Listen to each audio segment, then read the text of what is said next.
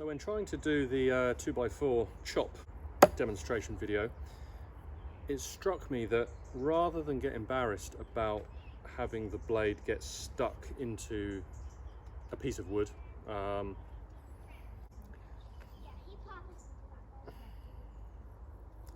best to not chop a cat.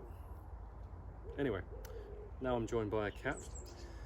As I was saying, rather than get embarrassed about the chop getting stuck, it happens. It happens with little knives, it happens with axes, it happens with any cutting implement, especially when it's into some sort of damp wood, green wood, which is going to have some sort of traction around it.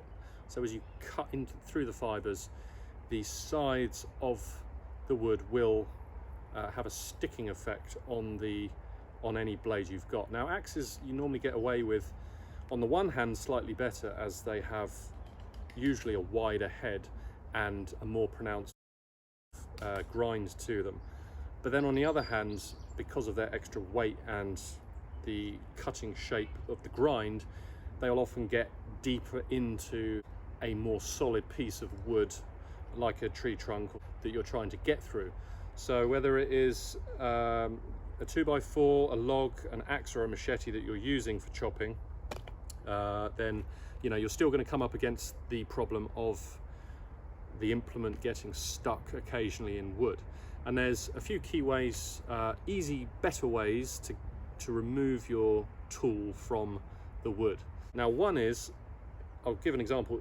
This machete prototype is not actually stuck at the moment, but let's just assume it's solidly stuck. The first instinct is to lift up the handle, but often what that's doing is you're pushing the front of the blade as you're leveraging the handle up deeper into the wood. So it doesn't always work very well. The best thing to do is actually to knock down on the handle of the blade. So let's get that a bit deeper in. You can get it out. This is not that deep.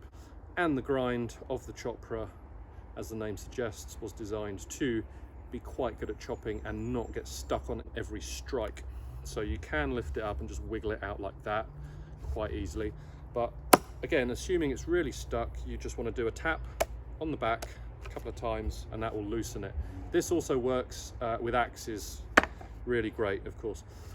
So yeah, just wanted to present that to you. Hope it helps.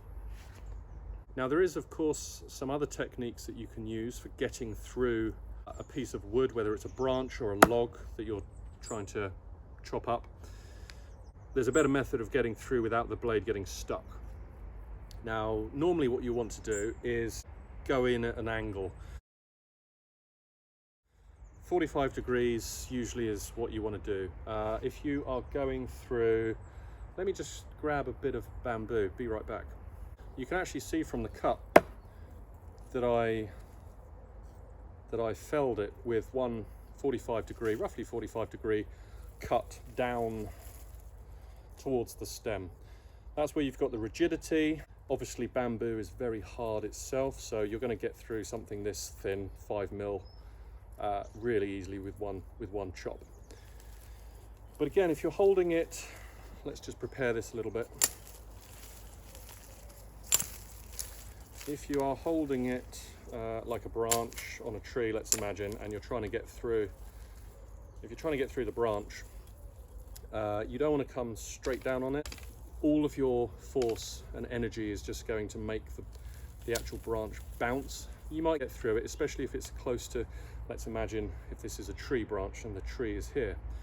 Obviously cutting straight down where the branch is coming out of the tree is really effective. But if you're hitting it anywhere further along, it's just going to have bounce, and you're not asking for a good cut. So what you want to do is usually a 45 degree cut. You can do it either away from the tree towards the tree. It doesn't really matter too much, but you want to get about a 45 degree angle. That was a lot shallower, so was that. That was about 45.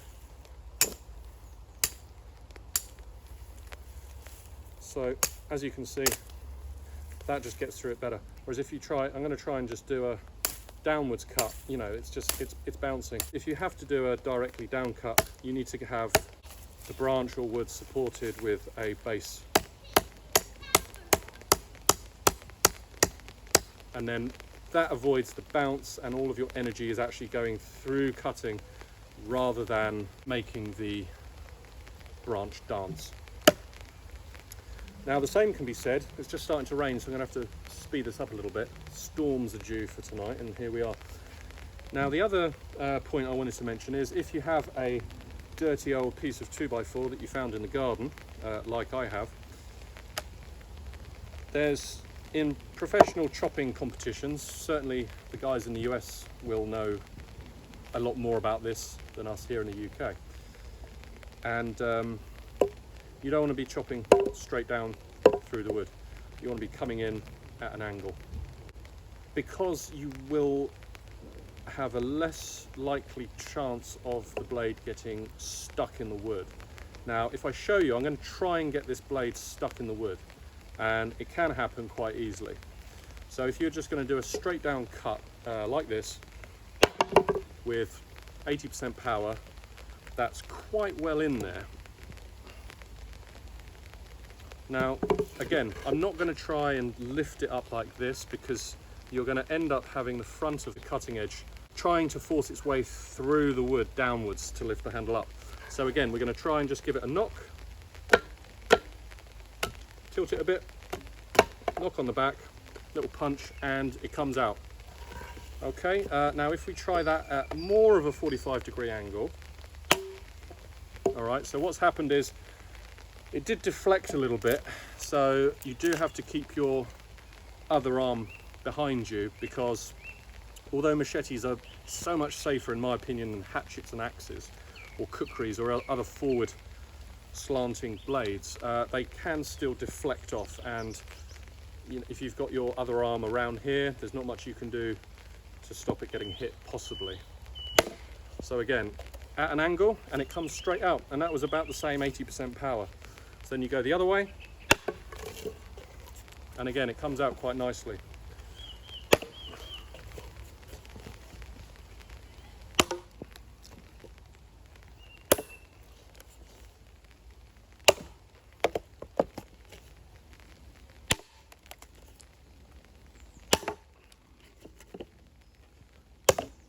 Now, I am by no means an expert at this, but look at that, really off. But you know, it shows you it's really fun to do, and yeah, the chopper's pretty good at this.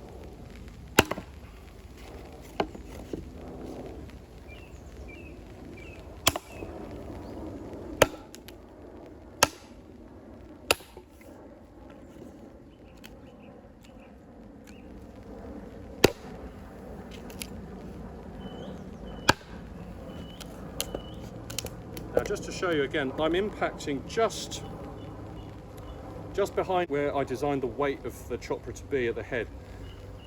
So it's a good place to hit. If I was hitting it a little bit further forwards, we might get a bit more leverage, a little bit more power, and a little bit more where the weight of the machete head is. So let's try that.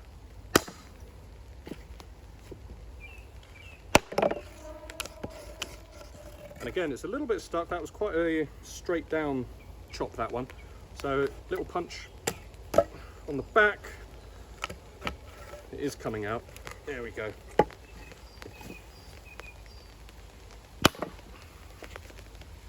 That was where I wanted to hit. I think we'll do it on this one. Straight down. There you go. So don't panic if it does get stuck. If you try, as I say, chopping down straight, perpendicular to whatever you're trying to chop, it will likely get stuck. So don't panic. Don't try and lift up too much from the handle upwards. Give it a little knock downwards, and that will release it.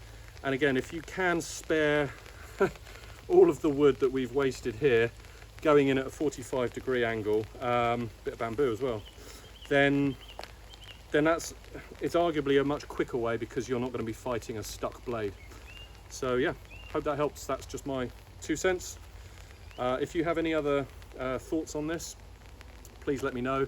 As I say, I'm more of a designer than an expert outdoor bushcrafting woodsman. So if you can educate me with any feedback on what we've done here today, I'd really appreciate it. Thanks guys.